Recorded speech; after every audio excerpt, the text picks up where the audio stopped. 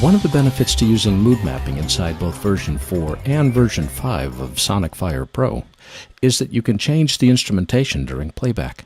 But that actual changing of instrumentation brings up its own set of questions. For instance, listen to the beginning of this clip. Hit the return key to rewind the playhead, spacebar to play.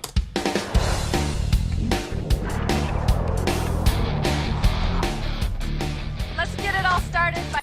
Did you hear that fade where we went from one set of instrumentation, specifically full, to another, dialogue? Well, that fade is represented by this triangle right here, and by default, it's 2 seconds long.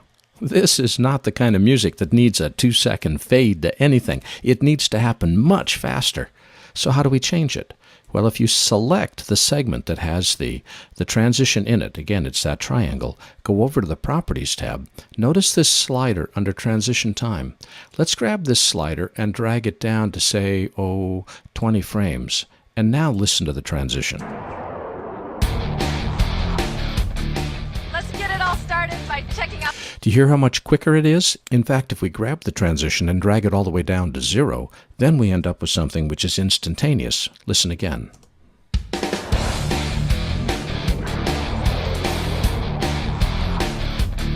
Let's get it all started by checking out the trials.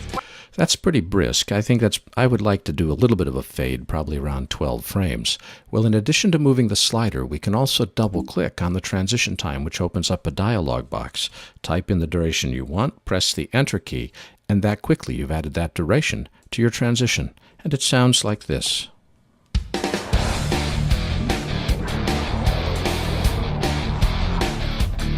Let's get it all started by checking out the trials.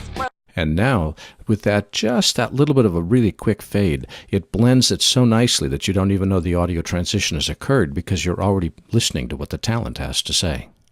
This ability to change the transition duration makes mood mapping especially powerful.